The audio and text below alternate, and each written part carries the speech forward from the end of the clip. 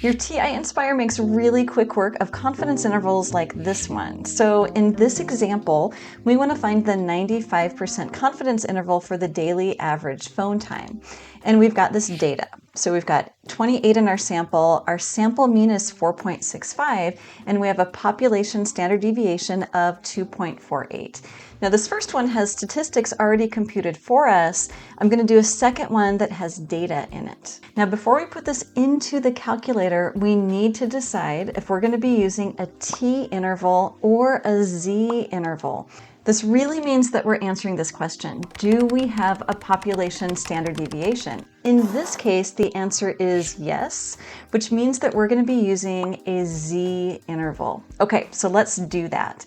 I'm just going to go to my calculator scratch pad here, and then from here, let's go to menu. So menu, we want those statistics, which is number 6. I'll do 6 and enter. And then we want those confidence intervals, also number 6. You can arrow down or you can type the number 6. And we decided that we wanted that Z interval, so I'm good to hit enter for number 1. Now it's going to ask you if you've got data or statistics. We already have statistics with our mean, standard deviation, and sample size. So I want to do my right arrow, and I'm going to down arrow to choose stats, and then let's go ahead and tab to select that. And then OK, so we're going to enter to select that. Now we can type in our information. So we've got a standard deviation of 2.48. And then tab, we have a sample mean of 4.65. Tab, and a sample size of 28. Tab, and we do want that confidence interval of 95% or 0.95. Let's go ahead and tab one more time and hit OK. Now we're given a lot of information here, and there are 2 different ways that you can express your confidence interval.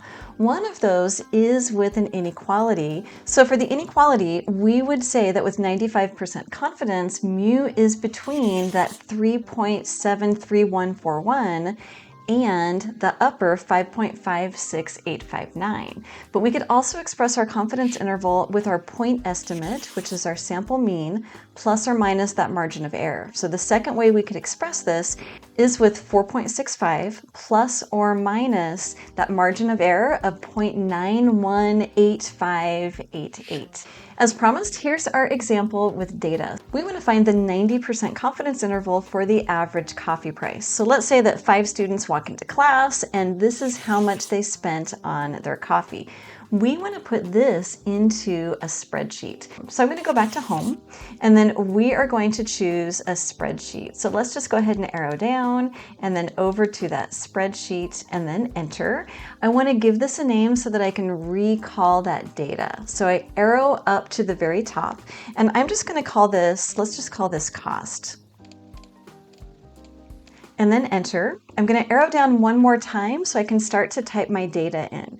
And I'm going to put my data in with the data value followed by an enter. Once I've got this, let's go ahead and add another page here. So I'm just going to do Control Add Page, and that page is going to be a calculator page. So I'm going to select number 1. Now we want to do a confidence interval again. So we're going to do menu, and then let's arrow down to stats, where you could just type number 6, enter. And then I want those confidence intervals, which is number 6 again, enter. But we still need to decide if we want a T interval or a Z interval. And remember that that question is, do you have the population standard deviation? We don't. I just have the sample of my 5 students. So instead, we're going to choose that T interval.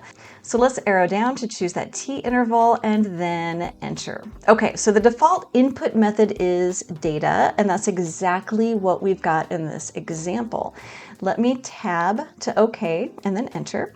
And it wants to know what list I'm using. This is why we named it. I'm going to use my right arrow, and there's my cost. So let's go ahead and hit enter to select that.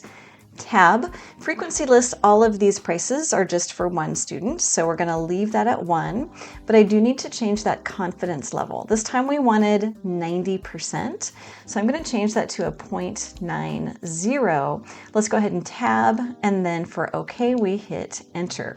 So I've got my lower and my upper, and I can again express this either as an inequality.